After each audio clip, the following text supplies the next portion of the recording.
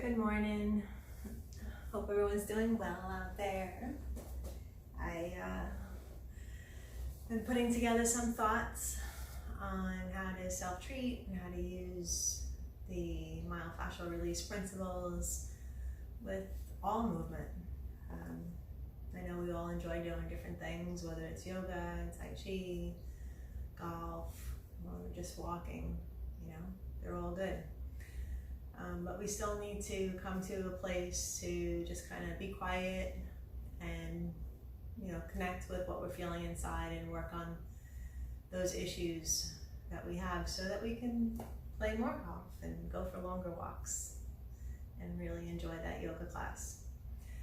So just a couple of basics I always like to start out with is always create a safe space, not just for the activity, but also for your emotions.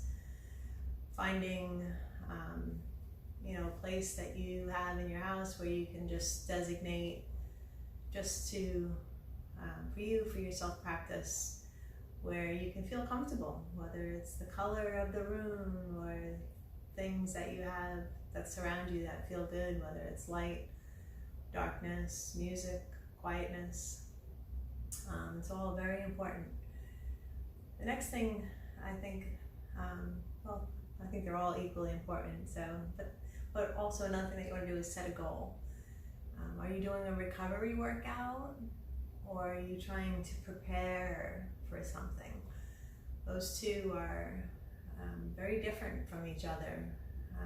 Recovery, you might want to move a little slower compared to if you want to prepare for something. You might want to be a little bit more invigorating, whether it's with your breath or your movement.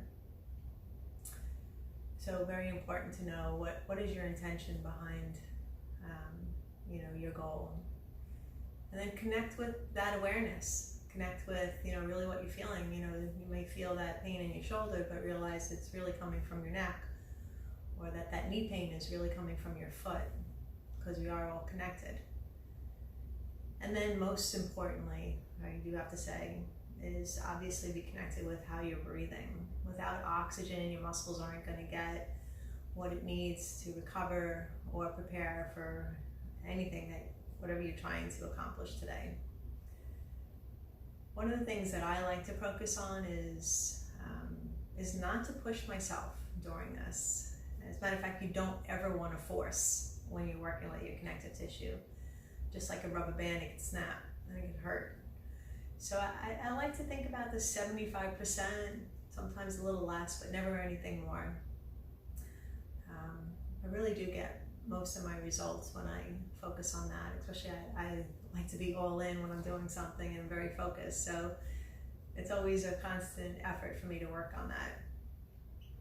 Most importantly, again, I keep saying that they're all most important. Every step is important. You are important. We are all important. But another thing I really like to do is measure my success. How do I feel before?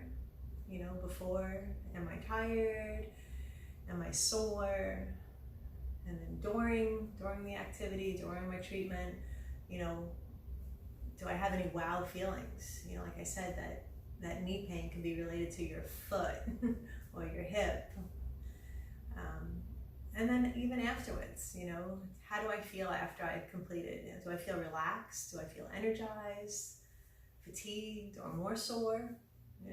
Soreness is always a big question for most people, because they don't know, they don't have the experience of measuring before, during, and after. Most times when you go to get physical therapy or care from a therapist, we're always asking you, well, what's that number? What's your before you started seeing me, and now how do you feel after each session? And then sometimes you'll feel a lot of pain the next day, but it's therapeutic pain, and it diminishes after a day or two.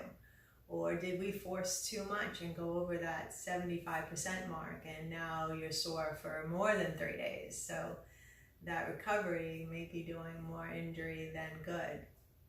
And it happens, we don't know.